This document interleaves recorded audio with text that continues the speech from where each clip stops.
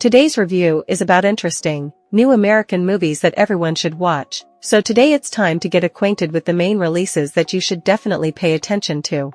Don't forget to write in the comments what you liked and what you didn't. 3, 2, 1. I was a young boy living in the city, all I did was run. Amy Winehouse, Back to Black. Biographical music drama tells the story of the singer's journey from youth to worldwide fame. Plans to make the movie emerged in 2011, following Winehouse's untimely death, but production was repeatedly delayed. She wrote her first songs at age 14, and released her debut album at 20. By the age of 25, Amy had won 5 Grammy Awards. The young, unconventional Amy Winehouse paved her way to greatness by putting her heart and soul into every melody and note. Despite her success, the fame holder was never able to overcome her inner demons and ended up in the infamous 27 Club. It is an association of great musicians who made great contributions to world and blues music and died at the age of 27. King Arthur. In the plot of the movie, the main character Michael Light, an American runner, leads a team of extreme athletes on a dangerous journey through the jungles and mountain passes of South America. On the way they meet a stray dog, who gets the nickname Arthur and becomes a full member of the team and a good luck charm. But when the adventure ends, it's time to find Arthur a new home.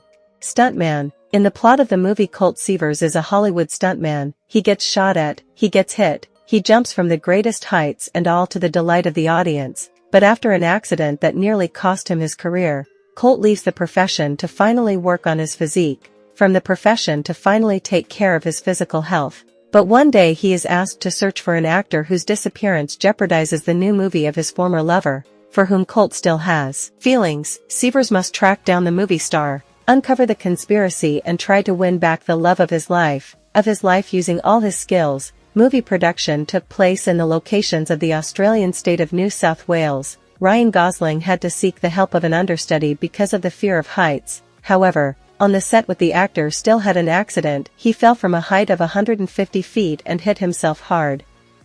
Diner. Set in the summer of 1991 in Nebraska City, high school buddies AJ and Moose try different ways to make a living, but constantly fail miserably and get into trouble. Things take a turn when the friends take over an outdated diner near a public pool, hoping to get rich for sure, and as a result find themselves in the midst of unbridled fun, comic antics, and teenage romance. The two boys' friendship is put to the ultimate test as they both fall in love with the same girl, pretty lifeguard Brooke.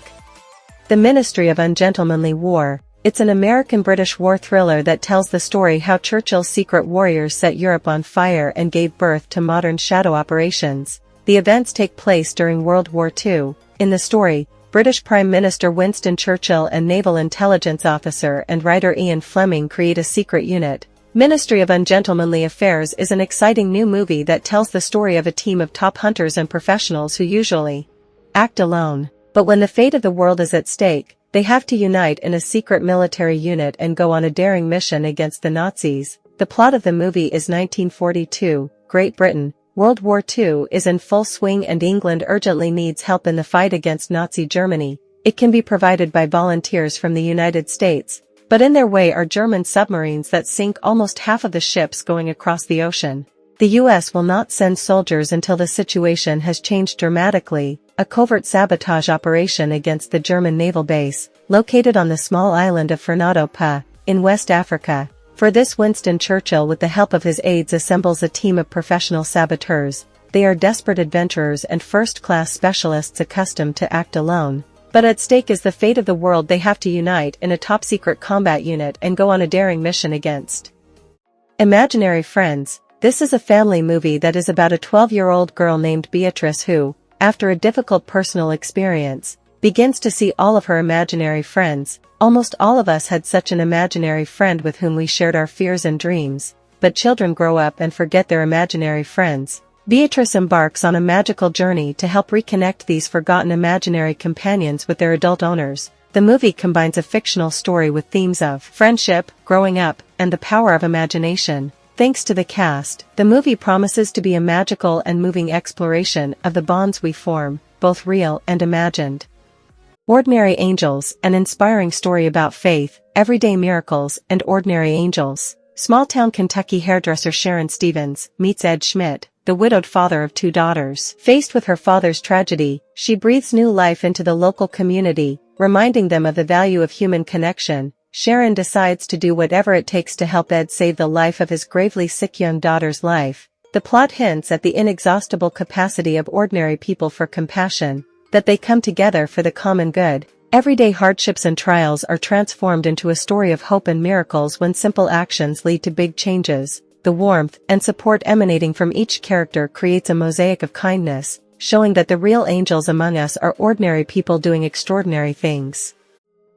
Maternal Instinct. This is a psychological thriller, the events of which unfold in the 60s. The plot centers on 2 housewives, Alice and Celine, who live in the neighborhood. The women have everything they need for a happy life: luxurious homes, successful husbands, and sons of the same age. Yesterday's idol turns into a nightmare after an unexpected tragedy that turns the lives of the protagonists into a real nightmare. And once strong friendship turns into paranoia and mutual suspicion, so begins a deadly dangerous game, in which it is impossible to trust anyone and anything but your own instincts. This is Ben Delhome's first and quite successful directorial effort.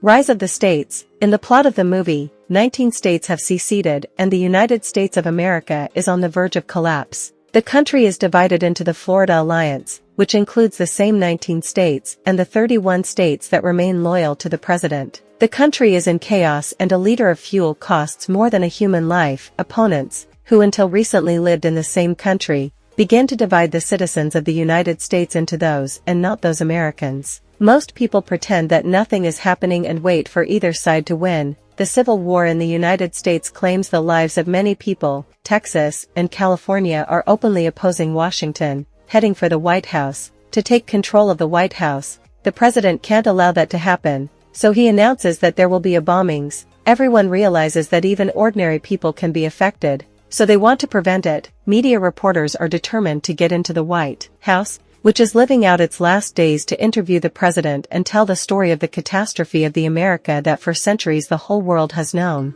Love, Lies and Bloodshed. In the plot of the movie, in a small American town lost somewhere in the Rocky Mountains comes pumped-up beauty Jackie and dreams to win the American championship in bodybuilding, and a withdrawn and silent girl named Lou works in a gym. Every day she observes the visitors, amateurs, and real athletes who want to keep in shape. The girl immediately notices an ambitious and charismatic beauty. Stubborn and determined bodybuilder Jackie desperately dreams of the title of champion, and she's willing to go to great lengths for the title and the gold cup. Every day she trains several hours a day, hoping not just to get the perfect body, but to impress everyone, but also to impress everyone at the next competition. But the girls are in big trouble, because little do they know that Lou's father is a local gang leader. The unscrupulous mobster is against romantic relationships, and if they disobey him, his wrath will be fierce. Their passion sparks a dangerous adventure that will ensnare them both in a web of criminal entanglements. What movie will you revisit first, and what you will not regret your time?